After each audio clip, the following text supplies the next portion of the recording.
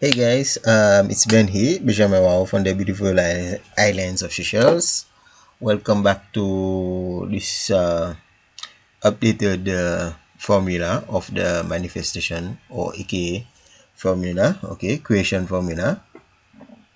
But first, before we start, let me check. Let's take a look or take a peek at the first one, okay.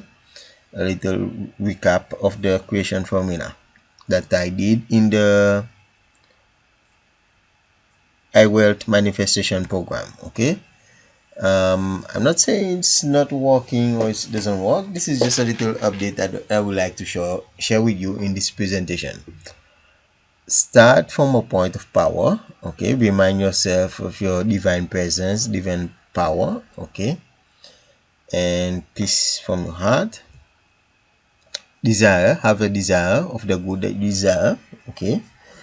And yeah, see it and feel it in your in your heart, in your imagination. Have it now. Okay. You go in the future, you have it now. Okay. I pointed at the part of going to the future now because it's part of the update. So anyway, then the third step is to follow your intuitive guidance. Okay. And act from it, okay, because all possibilities already exist. So it's kind of like the same, so you will see, but however, and it will be also a more clarified one, I can say. Okay, because I've got good at it in a way. But anyway, that was the part one I did in the iWord manifestation program. Okay, so in this part I wanted to start with because it's like a, how can I say it, inspiration. Okay, Mr. Proctor, Bob Proctor, has been great inspiration, as well as many other teachers, okay, in relation to that approach. Okay, and just by listening to like Mr. Proctor talking about manifestation, frequency, it clicked in me that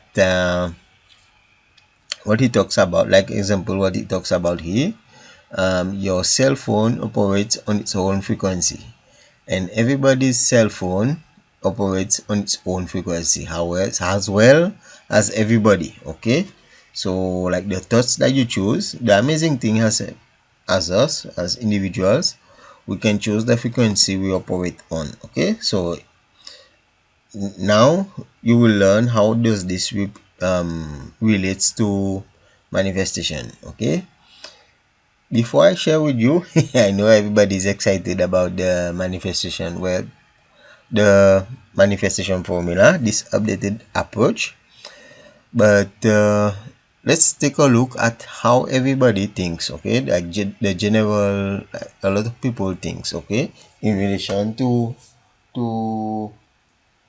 how can I say, to manifestation, to manifesting. Okay, um uh, the goal is at the end out there. Okay, and they don't even think about the goal first. Okay, maybe there's a problem in their life and their attention is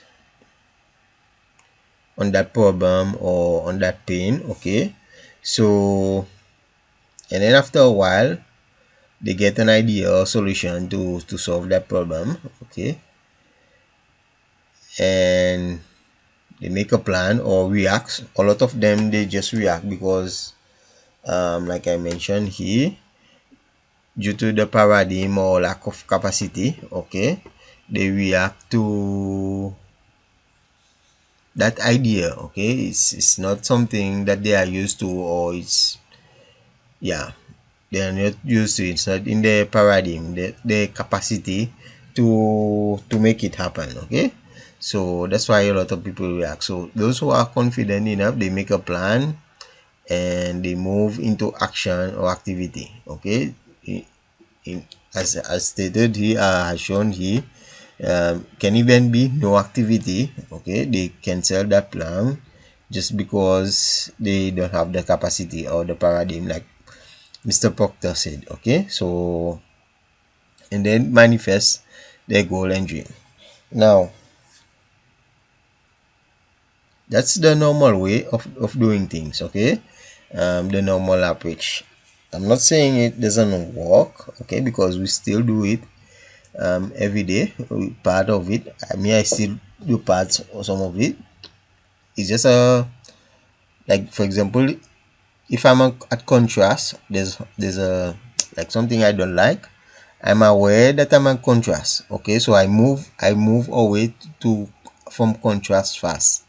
But however, a lot of people, they stay in contrast, they stay in focus on what they don't want, and they keep on finding themselves at what they don't want. Okay, or like I shown here, when maybe they have they move to the solution part, the idea part, but they react. Okay, just because they don't have the capacity to do it. So here, another example here, like move from contrast, you go the idea, the solution, and the plan. Okay, and then you do activity and goal. Okay, so you manifest. It's an approach. Okay, it might take a while, it might not take a while, but it's the let's shift into a faster approach. Okay, engineering, call this reverse engineering. Okay, Mr. Steve Jobs have this quote there: you cannot connect the dots looking forward, you can only connect them looking backwards. So you have to trust that the dots will somehow connect in the future. So yeah, I think here the main title is the main title is says for itself: reverse engineering. Okay, here Bob Proctor says or mentioned that there is a place, it's a frequency. I put some note here. We can go there through our imagination by first believing you already have the good desire that you have. Okay, so the moment you go there, okay, I made this notes here also. It's like you time travel in your mind. Okay, you already see the vision, the goal in your mind first. Okay, so I since I'm a chess champion and a lot of people play chess around the world, it's easier, or it's more easier for me to give you this example, explain you this example. Okay, and then we can apply it in all areas of our life. Now, in sport or in a game, okay, the results is easier. It's either 1-0, like in chess. In chess, if you are playing white, the result it's either 1-0 or 0-1 if you are playing what we call black, or the dark side. Okay, so the opposite army.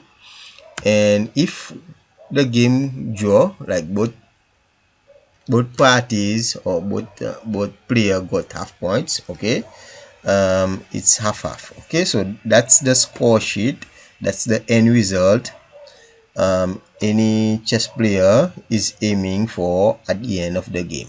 Okay, so that's the result. Okay, it can be like your result to get a house. You have a picture, an image of a house. Okay, so let's stick to this sport example here. Okay,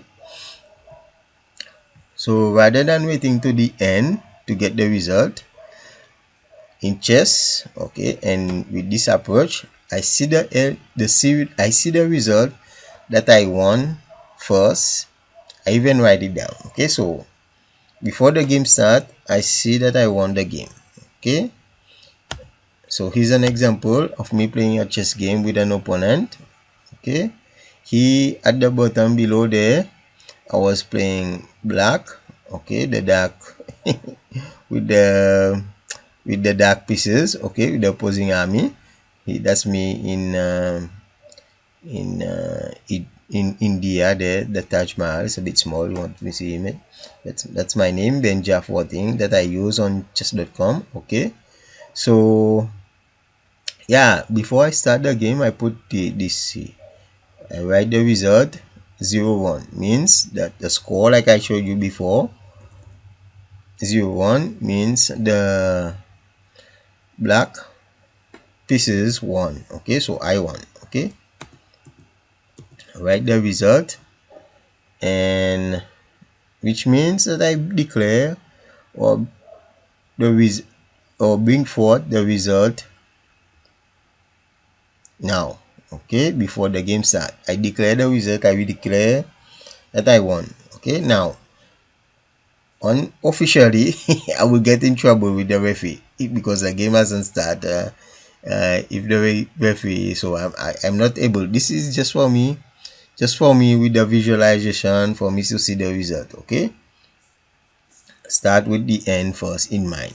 Okay, living from the end. Now after the game went for a while to replay and so forth. Boom, look at the result. Benjamin 14 won by resignation, which means I won the game because my opponent resigned. Okay, he dropped his king, for those who's familiar with the chess world. Okay, so boom, the result has manifested. Okay, so the game, I think the game it wasn't like 6 move, but it was like 20 or so move or something. But the key thing I had before I start the game, I didn't know how the game will ended exactly. I didn't know if my opponent will resign, but I wanted, or I know that I will win. That's my conviction in my mind that I will win. I see the end result first. Okay, all quantum possibilities already exist. It's just a matter of collapsing all those possibilities. Okay, this is what help contribute in collapsing those possibilities. So yeah, here I just put notes here to help you with this approach. I reminded myself before the game that I'm the operant power of my reality. Everyone is me pushed out. That's what I mean by I'm both me and my opponent. So since reality is within, it's a 3D hologram, and I control, since I'm the operant power in my reality, I control the outcome, okay, the result, and I make sure that I feel good during the game. Okay, after each move or before each move, I take a deep breath, or relax and so forth. Okay, now to add on to that, what helped me to win this game, awareness, wisdom, as mentioned above. This type of wisdom, that you are the operant power of your reality, and all possibilities, all this wisdom, quantum physics, chess mastery, personal experience. Okay, mastery is key. This is what will help you to manifest better. Okay, mastery through chess is a great example, or it's a great, I highly recommend you learn to play this game, because it helps to um uh, it's like life. Okay, and you learn some of the principles, some of the ideas, and even with this manifestation approach that we are using, when you start with the end in mind, you start to attract ideas. Okay, move with moves from the greater self, that yeah, thoughts, you start to have those winning thoughts, those winning ideas, that will help you win the game. Okay, do you win all the time? My intention is to yes, but sometimes winning, it depends on what is your definition of winning. Some winning does not mean like if you don't get the result, the point doesn't mean you didn't win. It's just a learning experience. Okay, so it's you're getting some mindset, champion mindset here. Okay, I think I wrote that in my book, Unleash the Champion Within. You can feel free to ask me about it if you want to learn more. Now the frequency that I won, the frequency that I was on also helped contributed